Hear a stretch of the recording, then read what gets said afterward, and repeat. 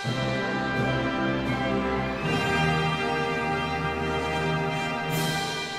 afternoon, everyone, and welcome to the JRPG Report. This is episode 177. My name is James Fisher. Thank you so much for tuning in this week and every week. We've got a fun little show for you guys. Not a ton of things to talk about, but there are some interesting stories out there. We're going to lead off first and foremost, if you, of course, saw the thumbnail for this episode, as I would guess that most people did before listening. We made the joke a couple weeks ago about that meme about, think about what Final Fantasy was 20 years ago, and you might think about part 4, part 6.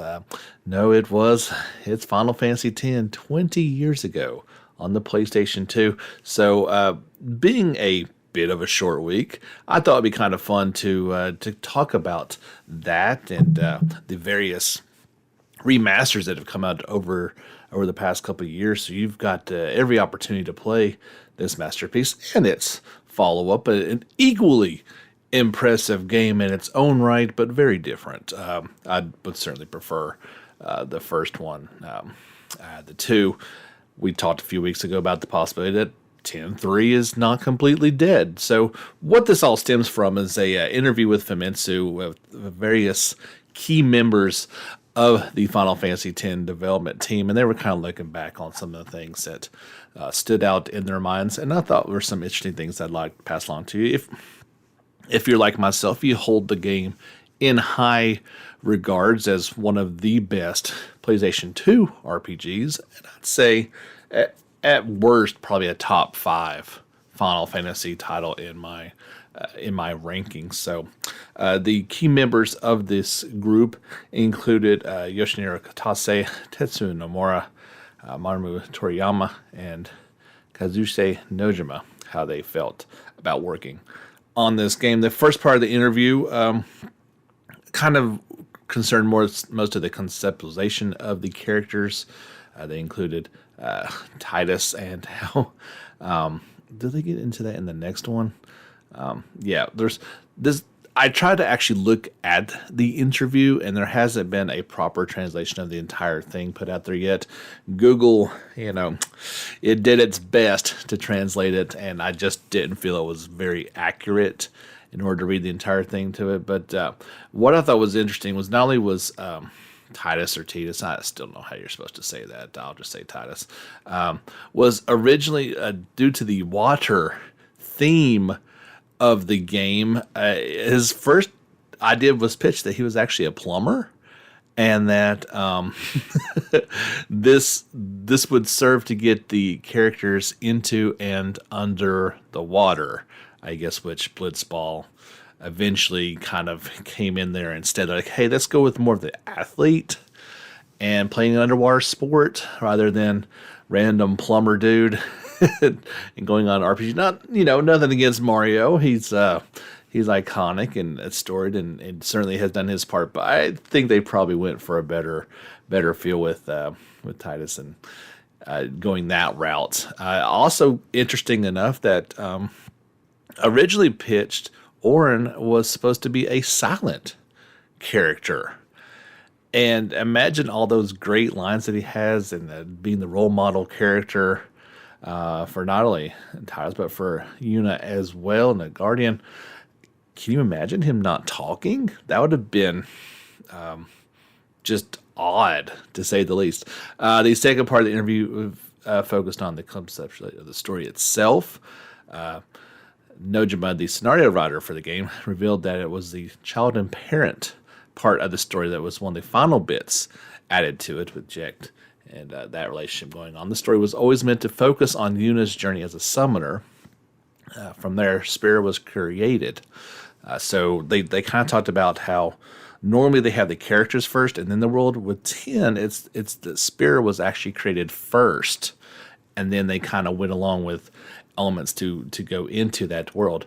The feud between Titus and Jecht was also added later, they said. Additionally, the story was would they focus on history repeating itself like a spiral, which the If you play the game and sin in it, it constantly goes around like a spiral. That's pretty cool. Nojima also mentioned that during the early development of the game, he was reading diaries from members of the kamikaze units of World War II fighters. He said that the resignation and determination of the members were inspiration for the core members of the team. It was always the intention to portray Titus as an outsider to the events. He wanted him to be the projection of the player in this foreign world. I think they did a pretty good job with that. While he tried his best to fit in and was accepted by a lot of those people, he still always had that outsider feel and star blitzball player, Xanark and Abe's. Got all those fun memories popping up in your head as I'm reading this. The interview went on to reveal that Yoshinori Katase, the producer of the game, he said he cried when he first played the game. He said he found the story of Titus and Jake to be more moving, actually, than the story between Titus and Yuna. And he said he was actually shocked by the quality of the voice acting for the Japanese version of the game. Doesn't mention how he felt about the American or the English voices for it. I thought especially at the time, we kind of take for granted voice acting in games. And, if a case like, the Cold Steel series, it really sticks out when they're not voice acted scenes or they do random half and halves. That started back then. A lot of voice acting in the game. And now we've got something like, FF7 Remake where practically every single thing is voice acted. And that's a phenomenal accomplishment. But it all started kind of back there. You wouldn't have what we have today if it weren't for games like Final Fantasy X. There were real-world inspirations for Spira. Nojima revealed that during a trip to Okinawa inspired him. Makes sense with all the water and the beautiful scenery and the tropical settings. Nomura was the character designer for this entry. He revealed that the overalls that Titus wore were originally part of his original design as a plumber, so that's kind of the tie-in. But this outfit was modified for a more athletic look. I guess I never really saw it before, the overalls looks, but if you really look at it, it does say that, kind of shows that. And the interview revealed that Orin was intentionally said to be silent, however, due to his role as a guardian, to both end up with more spoken lines. Additionally, Nomura mentioned that Orin's age wasn't decided until later on, and that it's common in the development process for characters' ages to change. He also acknowledged that if he was a father 20 years ago, Jack's writing might have been a bit different. Nojima revealed that he read cryptology books to help to inspire the Al-Bed language that was found in the game. He mentioned that the version of the language that made into the game is a simpler version of what he initially envisioned. And at the very end of all this, they do tease, of course, about that Final Fantasy X-3 possibility. I still think it's a long shot at best, but stranger things, of course, have happened. This is from our friends over at Siliconia. I feel like they're kind of working through this translation. There may be some more tidbits pop up. But so where would you rank Final Fantasy X in your pantheon of, let's just keep it to Final Fantasy games. I don't know. If you really, really love it, how does it rank as far as your all-time JRPGs? Or if you don't particularly care for it, where does it, I kind of feel like, for a lot of gamers my age, right, not ashamed to admit it, just past 40 years old now, we grew up with more Nintendo, Super Nintendo, so games like Chrono Trigger and Final Fantasy III are cemented in our legacy as all-time greats. I feel like the PlayStation generation after us, they hold Final Fantasy VII and VIII more in high regards. But then you've got after that, and that's kind of getting into more like my younger brother's age range. So like the first JRPG that he played was Final Fantasy X. So curious maybe with some of our younger listeners, is that the case with you as well? Do you hold it in a little bit higher regard because it was maybe your first one that you really experienced and connected to? I feel like we have a lot of those games kind of within us that's at that certain age, and I want to say 12 to 15 or 16, that those early teenage years, you're into your budding adulthood years. You got all the feelings now that you didn't used to have when you was a kid. Things are more serious now. And then you play games that really hit all those emotional things. Where does this game rank for you? Like I said, I think it's easily inside my top 5 Final Fantasy titles. I really, really enjoyed it. Now, obviously, I've bought it a couple times since then, and wouldn't mind going through and playing through it again to see how it holds up all these years later. So that's going to get us started here on the podcast. We usually start off with news, and of course, we got a lot of news to talk about, but I'll be frank. So a couple things happened. Not a ton of things popped up. The biggest stories, and we're going to talk about the most information that we have, is probably about Tales of Arise, but we've been talking a lot about it lately, so I didn't want to lead the podcast with it again. You know how that goes. And speaking of which, you guys know I got my PlayStation 5 from GameStop. Well, in order to do that, I had to join the Pro Members things, which, again, if you are looking to score a PlayStation 5, this is the only way to do it, in my opinion. Save up about $800, rather than just the cost of the system. You're going to need a bundle. You're going to need $15 to be a Pro member, and you will get exclusive early access. My good friend and listener Jordan, he asked me last week, how did I do it? What would I recommend? I was like, this is the only way to go. Only way to do it, and immediately he scored a system. Save yourself the time and trouble. It's going to cost you a little bit more, but don't do like myself and millions of other people have done and stress about it for months on end. If you really want this system right now, it's pretty much the only way to do it. I have heard some rumors that even a few systems popped up in store in Walmart, but is that something you really want to deal with? I don't think so. I think that would be almost as impossible as this. At least you got a chance. So anyway, as a part of that, you get the Game Informer digital subscription. I have yet to get any of those emails and issues. I saw there was a big RPG issue about Tales of Arise and a bunch of other stuff. I thought, perfect. I will talk about that on the podcast, and I cannot access it. They will not send me an email to confirm my membership. I've tried to reset password. Something is lost in the ether somewhere, and I cannot do it. So I had a bunch of stuff planned for this week, and it kind of just all fell through. So bear with me. We've got some fun things to talk about here. We'll get into some actual news here on episode 177. This is precisely the time of year when news gets a little bit lighter than usual. After E3, we've got Gamescon coming up here in just a few weeks, and then Tokyo Game Show next month. So there's going to be weeks where we have not a ton of things to talk about. But the first thing I want to get into is Tales of Arise, as we might be talking, more than other ones as we lead up to its launch on September the 10th. There was a new trailer released for it. This one starring Kasara and her oh-so-big shield. That's been a joke here for a while here on the channel. She is described as a close-quarter fighter who uses a hammer and shield so she can guard instead of evading. I actually didn't even realize that she was holding a hammer in addition to her shield. So typically you see the sword and shield combination, but kind of going for that hammer. And that's, we've seen giant hammers before in Tales. I'm trying to think of a one-handed hammer user, and it's not popping in my head right away. I think about Carol, using the giant two-handed one in Vesperia.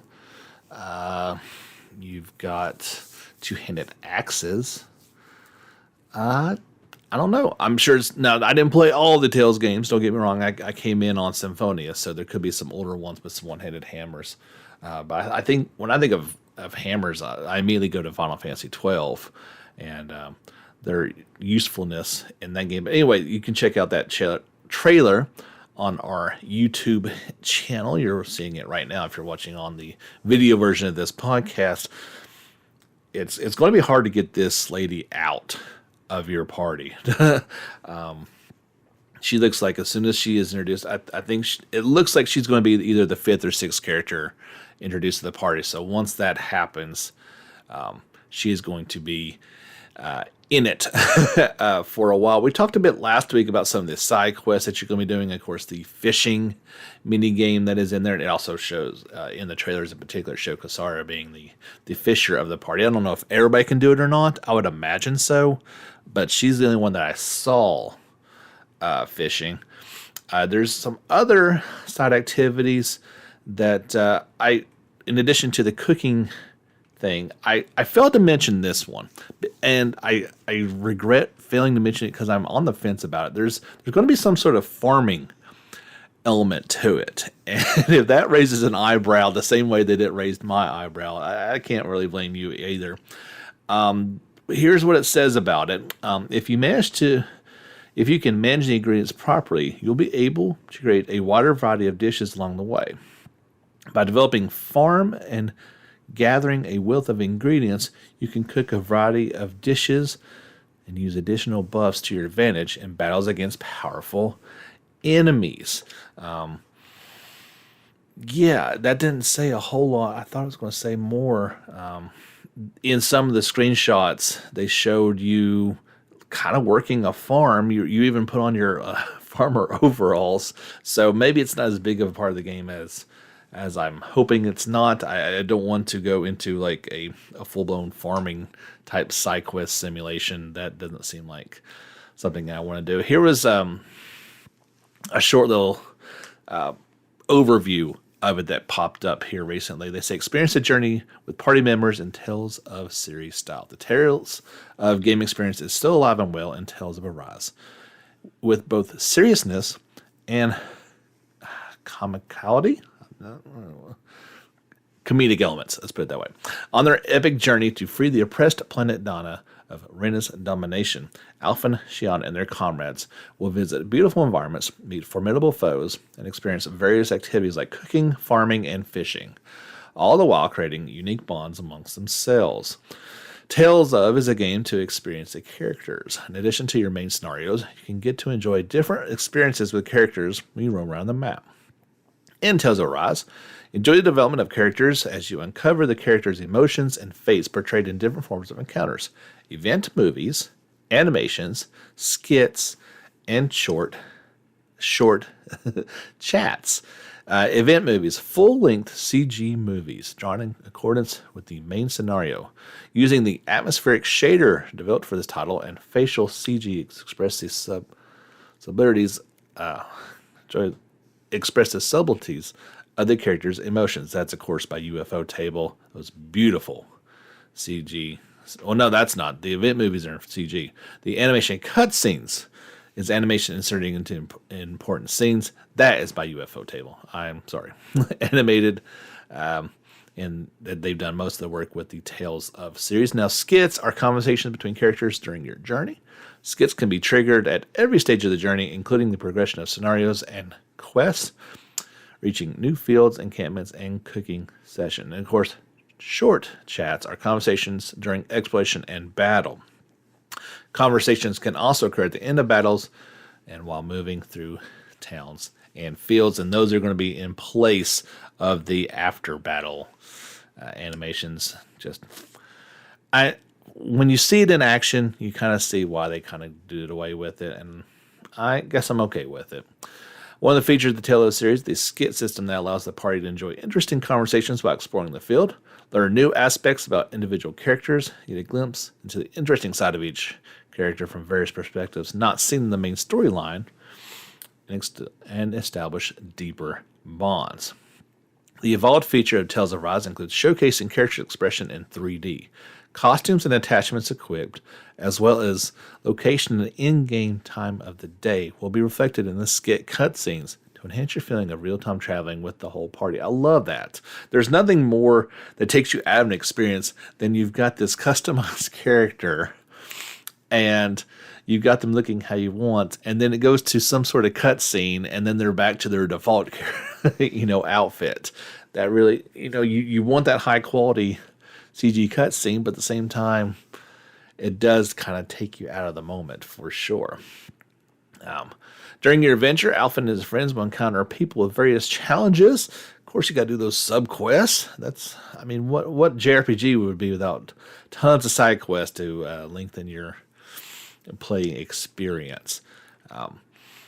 You can deepen your bonds through communication. On the field, there is a camp, which not only lets you recover HP and CP, but also lets you engage deeper communication with party members. At the camping spot, you can look back at the skits that have occurred along the way. By choosing a character to share a conversation with before going to sleep, you can also see a new side of yourself. The series' familiar cooking system is there. Enjoy the familiar, quirky dishes that come with each character's own specialties. By entrusting them with their specialties, you may trigger special cutscenes. Create tales of classic dishes like the Mambo curry. Entrust characters with their specialties to trigger special cutscenes. In addition, there are also chef-style outfits to get you in the cooking mood. Wearing these costumes and playing skits related to the cooking doubles the fun. You can cook by learning recipes and ingredients to recreate them. By eating food, you can gain various buffs that will be useful for your battles. There are different buffs that come with different recipes. Choose the recipe that best suits you. Some of the mini games and subquests we talked about before, they'd say to look for Hoodle's friends hiding around every corner. Owls of different colors, shapes, and sizes are hidden throughout the towns and fields. By finding the owls, you can return them to the owl village and obtain attachments. Enjoy fishing and expand your collection. You can go fishing at the waterfront during your adventure. Kasara in particular is an avid fisherman. There you go. Other than getting unique fishing results at each fishing spot, you can also record your catch and collect achievements. Oh boy, hopefully there's trophies involved. Besides fishing, there are also artifacts collection to go along that you can do with Dolomim. Collecting artifacts is one of his hobbies, and he has a deep knowledge in arts. By collecting artifacts that drops in various locations, Dolomim can share his knowledge and insights. Above being just a collection, artifacts can also be worn to obtain a variety of buffs to help you in battle. So that's a little bit more of in-depth. I wish I would have had that last week. This was posted about a day afterwards.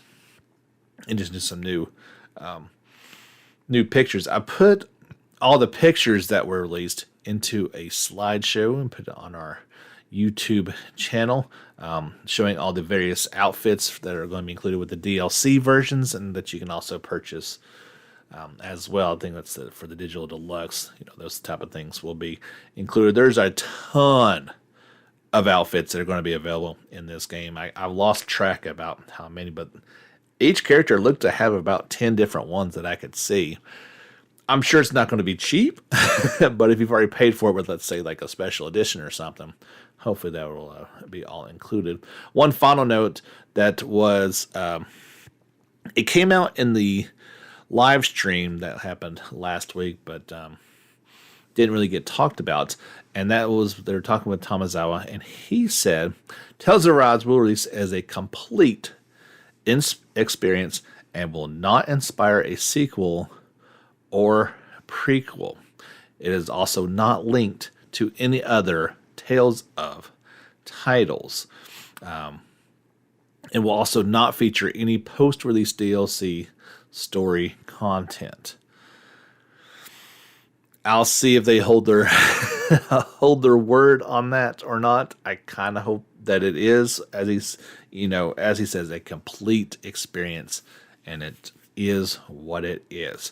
That they did say that there will be Tales of Arise stuff in the mobile offshoot games, so those characters will pop up in there. But as far as this game is, the game that you purchase is going to be it for now. As far as I can tell, it seemed pretty cut and dry. No DLC, no sequels, no prequels. This is it, and I gotta be honest, I really like to hear this.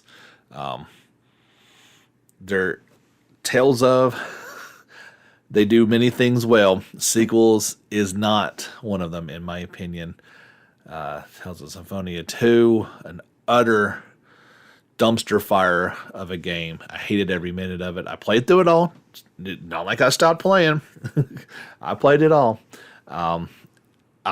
They did much better with Exilia 2.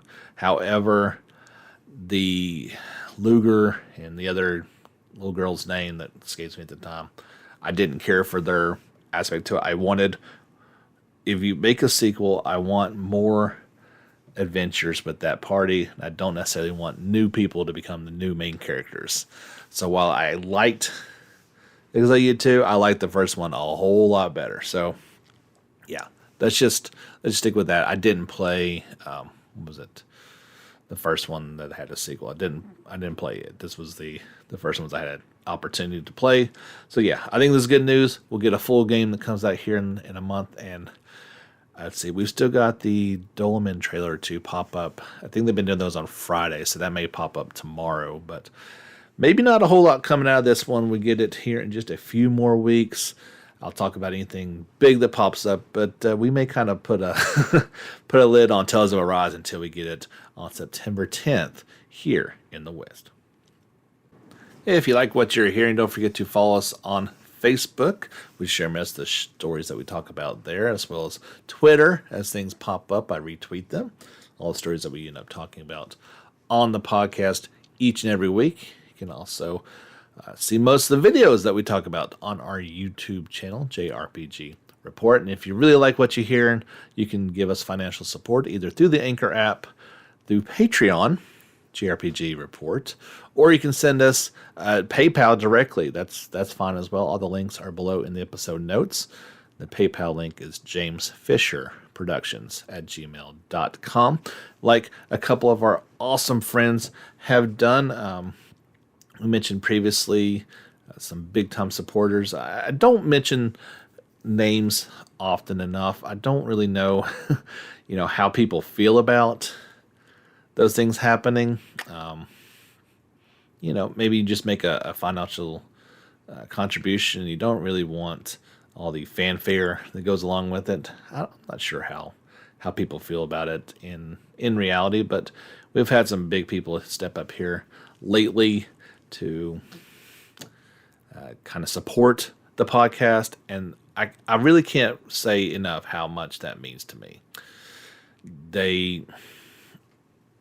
All the people listening, I truly appreciate. I really do. But when you kind of take that next step and you make a financial contribution to it as well, that kind of gets me more fired up. Like I've talked about wanting to bring back the Sunday special, right? And one of the easiest way I can see for that to actually happen is if you guys support the podcast. And one person who stepped up in particular is Ethan. This past week, he made a God level support of on our Patreon page, and you can do that as well. I think we've got them as cheap as $2 on Patreon, as cheap as $1 through the Anchor app, and I really appreciate it, Ethan. You really stepped up, and you made me. I'm this much closer to bringing back Sunday specials. If a few more people will step up as well, I will be more than happy to bring those back. Just got to have some material for it, and I've got some good ideas coming. To the news, we mentioned last week briefly that Death End Request 2 is coming to the West in 2022. It has a Japanese release date of August 19th, so just 2 more weeks, and it'll be out in Japan. So I kind of feel like with it coming out now, that should push up the Switch release of it into maybe early 2022. But just want to quickly pass that one along as a kind of a piggyback on last week's talk. We got some news about Shin Megami Tensei 5. Of course, it's coming to the Switch in November.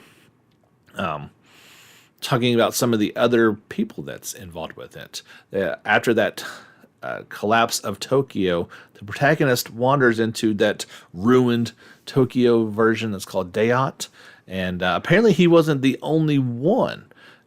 His classmates, Yuzuru and Ichiro, have also managed to find themselves in that world and encountering demons, but they reunite and then are able to return to Tokyo.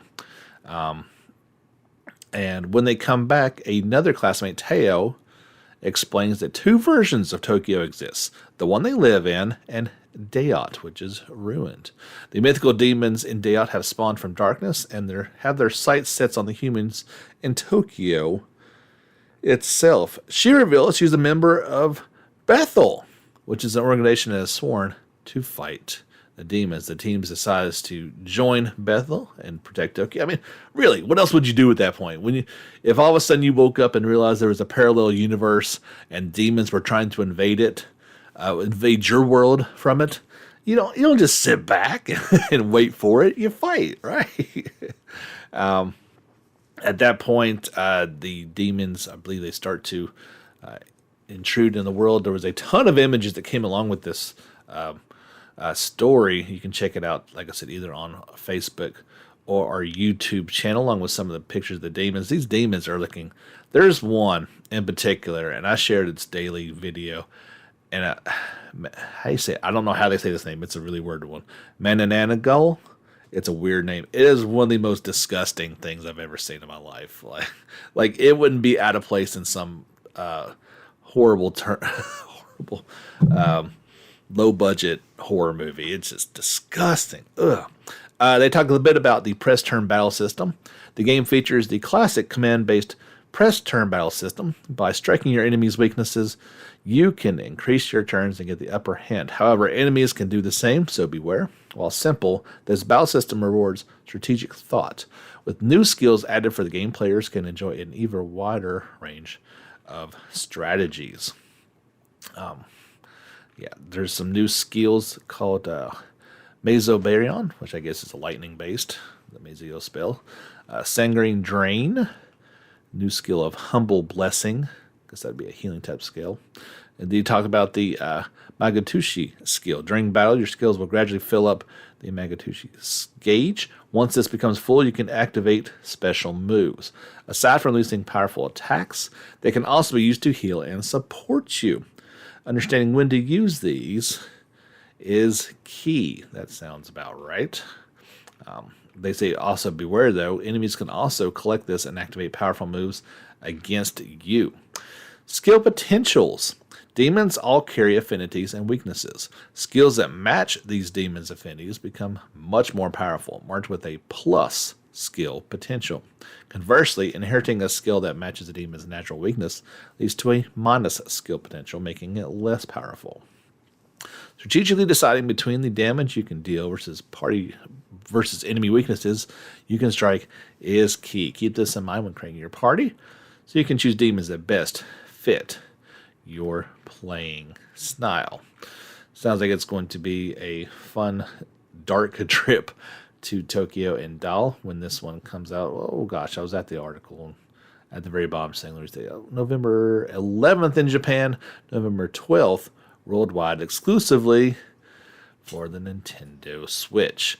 We haven't talked about this game in a while, so hopefully we'll talk about it next week, as Grand Blue Fantasy Summer 21 special live stream event is going on August the 7th. So that'll be Saturday from 1800 to 2100 Japan Central Time. You'll be able to watch that on YouTube, brush up on your Japanese skills. So 3 hours long. This broadcast will include the latest information on the Grand Blue Fantasy game, future developments, and much more, with a bunch of special guests, including tons of the voice actors, the producer, and the director. So fingers crossed. Grand Blue you got the mobile games, you got the anime, you've got the fighting game. So hopefully Relink is in there somewhere. Last we heard, it was just slated as a 2022 release date.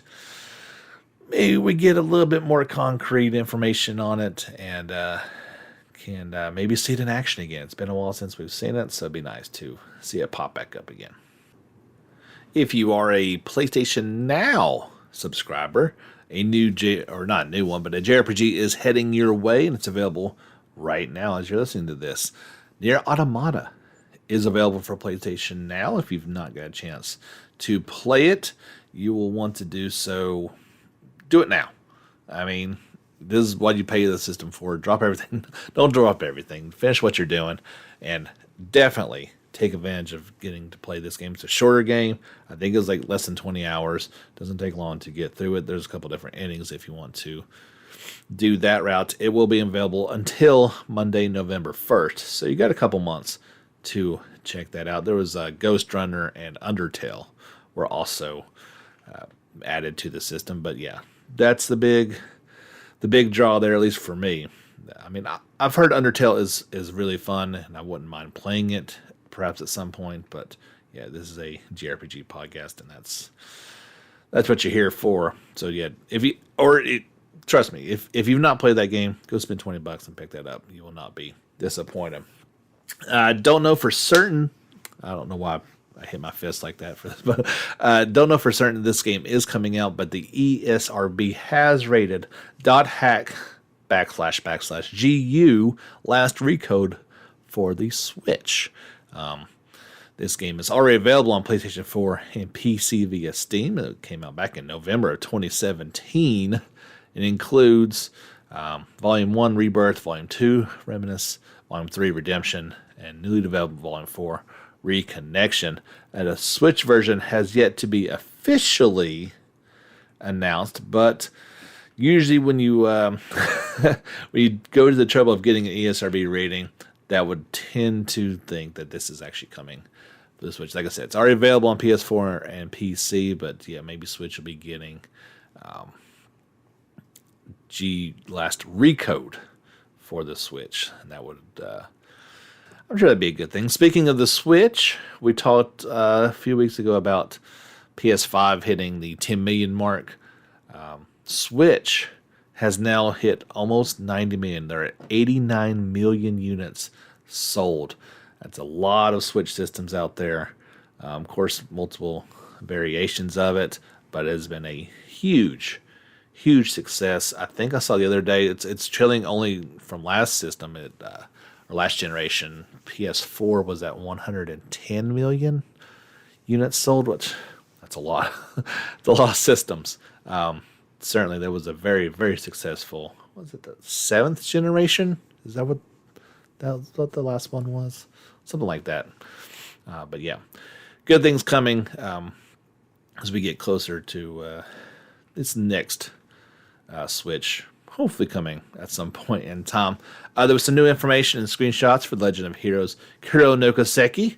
12 new sub-characters were mentioned. And I'm just going to briefly go through these. These are all new characters. Well, pretty much all new. Like this first one, President Roy Gramhartz. He was in the end of Cold Steel 4. He's the 23rd president of the Calvard Republic. He won an election against his predecessor, Rocksmith, 2 years ago. I'm pretty sure he was in there. Maybe I'm wrong. There's Ashen Liu, who is a girl from the Liu family, which holds power within the Hue, the largest syndicate of the Republic. They talk about Paulette, who owns a bistro in the old town, and I believe she rents out a room for Vaughn to have his business in. And she's got a little girl, 6 years old, named Yume, cute as a button. There's Dingo Brad, who is a gossip reporter for the magazine Meld. You've got Nina, who's an up-and-coming actress, and she works with Judith. You've got Gillum Thorndike, who's the general manager of the Marduk Total Security Company. You've got his head of security, which is Qasim Al-Fahid, who wields a giant two-handed sword, which would look more appropriate on Valimar than it does in a human hands. That is insane. And then there's Latoya Hamilton, who she was one of the high apprentices of Professor Epstein, who led the Orbital Revolution. So you might have heard her name pop up. She was associated with the Verne technology company as well. And then there's Ezra, who's an associate professor at Basil College of Science Biotechnology Lab, which is underneath Hamilton. And Albert, who is a high school student, associated with Agnes, as well as his friend Odette. So, some new characters being popped up. We're going to hear more and more about this. Some of the characters included with it as it leads up to its September 30th release in Japan. And don't get me started on when we're going to see this one in the West. We've got new information about Blue Reflection's Second Light. This one actually just popped up today. They talk about some of the characters, but I want to get down to, we've talked about some of the characters before. They talked also about the crafting system. So you can gather materials from Heartscapes to cook and craft items. Crafted items can be used in battle. Materials can be found by exploring Heartscape and defeating monsters. And of course, crafting will give you an upper hand in battle. So yeah, a lot like the Atelier series, they're definitely borrowing that aspect from it. Maybe not quite as deep as that synthesis system, but definitely you're going to need to do some crafting in order to gain an upper hand, as they say. There's the construction system. Using the tools you obtain, you can build your preferred facilities at the school, gather materials through crafting and exploration, build, place in the school, and then work. When your work is completed, special events may occur in those facilities that you make. And they talk about the battle system and reflectors. So, unfortunately for the heroines, the almost dreamlike land of Heartscape can also be extremely dangerous to explore. Monsters stalk the land. Nao and friends will need to use the power of rings to summon weapons, change their appearance, and become reflectors ready to repel the attacking beasts in a hectic, real-time battle system. There's kind of like a transformation, maybe a Sailor Moon or a Final Fantasy X-2 type of the dress spheres. There's definitely some transformations going on with these girls in their school uniforms and then going to these reflector systems. Ether battles. Throughout battle, the ether points, or EP, necessary to launch skills recover over time, and the recovery speed gets faster the more these skills strike various enemies. If you go over a certain number of points, you will switch to gear, meaning you'll be able to launch multiple skills at once. Chaining up combos will accelerate the battle speed and increase the amount of damage dealt to the enemy. Furthermore, if you reach the third gear, the protagonist will turn into the aforementioned reflectors, unleashing their secret powers onto the enemies. Okay, so that makes a little bit more sense. They start off battle just in their standard school uniforms, and then they can go superpowers and get different outfits. There are also one-on-one battles. This is new. Against a powerful opponent, when you manage to make the enemy falter, one member of your team will approach the enemy. There begins a new fight called one-on-one battle. During this sequence, your party as well as the enemy's movements will become faster, repeating quick dodges and attacks. After linking up a definite number of combos, a super powerful signature check called the one-on-one finisher will be launched. So there you go. That should be pretty impressive to see in action. Blue Reflection's Second Light is due out for PlayStation 4 and Switch on October 21st in Japan. And like we mentioned last week, quickly turning around to PS4, Switch, and PC via Steam on November 9th in North America and Europe. I've got one final thing to talk about, and that is Monster Hunter Stories 2 Wings of Ruin. Their version 1.2 update is out today. It adds the co-op exclusive Monster Clove Toroth, as well as the Hellblade Goblins and Bolt Reaver Astalis, plus additional co-op quests and sub-quests. You can play Monster Hunter Stories 2 Wing of Ruin now for Switch and PC via Steam. First off, I apologize for Jake for not reading his reader review last week. It completely slipped my mind, but it is for Monster Hunter Stories 2, so maybe it's a bit tied into this last story that we've got to talk about here today. I will read it to you. He says, first, let me preface this review by admitting this is my first experience within the Monster Hunter franchise. However, he did read a brief story synopsis of the first Monster Hunter Stories title. While this game is a standalone sequel with its own story, there are some cameos that fans of the first game will appreciate. Additionally, if you're a fan of the original line of action-based games, you will probably enjoy seeing familiar monsters that will make you feel right at home. However, if this is your first dive into the franchise, you will not feel like you have missed out on anything.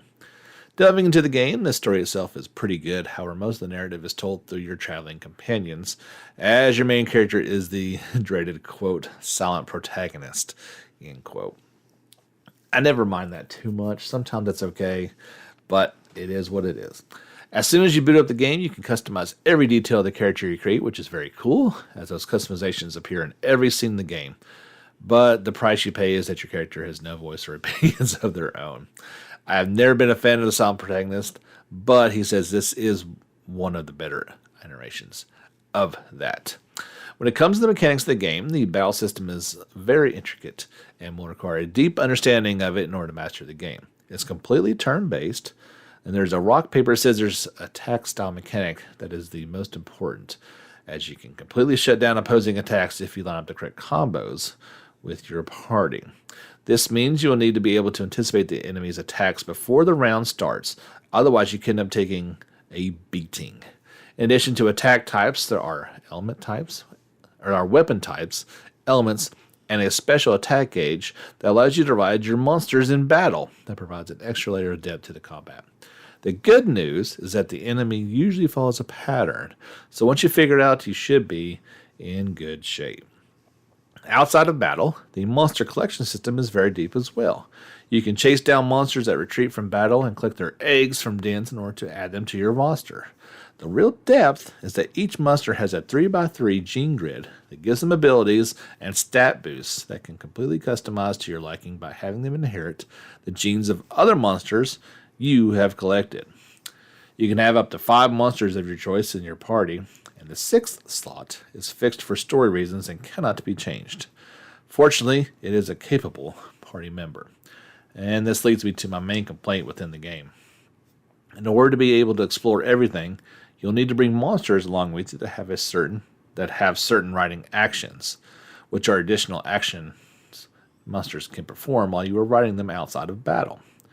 Each monster only has 1 or 2 of these actions, and they are not able to be customized, which means that out of your 5 available slots, you'll have to reserve several of them for monsters that you may not necessarily like, if you want to be able to explore everything the game has to offer. He says this reminds him a lot of the HM slave in the earlier Pokemon games. People did not always like that, and has been phased out over the course of the series, so returning to something like that doesn't feel beneficial. Don't let this turn you off, though, as overall it's a lengthy, in-depth, turn-based JRPG that most fans of our genre should be able to get a lot of enjoyment out of. It's definitely worth checking out. So yeah, if you're like Jake or myself, who's never really gotten into the Monster Hunter games, this is a turn-based, very different than the other ones. Well, I guess the first one for the 3DS was turn-based, but as opposed to the other Monster Hunter games, those are much more action-oriented. This one's turn-based. So, yeah, Jake did a good job there kind of laying out everything for you. Hopefully that has encouraged you to want to go and pick it up. Most of the reviews have all been very positive about the game, and I think people are enjoying it. I think I saw it was the most downloaded game in July for the Switch. And looking at some of the numbers that went along with the system sales earlier, there's a lot of competition for sales on the Switch. So if that was the top downloaded game for the system, that's saying something about, obviously it was new, but I think it speaks to the quality of the games. If you've got a reader review you'd like to pass along to us, you can email me at jrpgreport@gmail.com or just connect with us on Facebook or Twitter. You can send to us that way. It doesn't matter. You can either do like Jake did and type it out there, or if you're not so good with your old fingers and can't type as well, hey, record it. That's fine. If it's of quality, we can use it here on the podcast. I'd be more than happy to add it there. I guess I would prefer it be newer JRPGs. That way we can, like with this one, if you're on the fence about a game, you can maybe listen to the review and help you decide whether you want to pick it up or not. But it doesn't have to be if it's maybe a new iteration of a game, a remaster that's just come out for an older game, that would be cool too. But maybe we'd be open to some older retro reviews or something. But send it in, and we'll make a decision on it. That sounds good to me. This has been episode 177. We'll be back next week with an all-new podcast next Thursday. As things are getting back to normal. The kiddos started school today, or yesterday rather, so things are a little quiet. We're getting back to normal. And like I said, if a few more of you fine folks will check out the listener support options. I don't want to put a number on how many need to, but yeah, a few more of you guys will pop in there. We get a little bit higher percentage support. I think we can make those Sunday specials happen. It means a lot to me, whether you listen to and support us or not. It's a joy to come out here each and every week and deliver the news to you. I'd love to do some more for you in the future. My name is James Fisher. This has been your JRPG Report, episode 177. Till next time, guys. Get back out there and level up.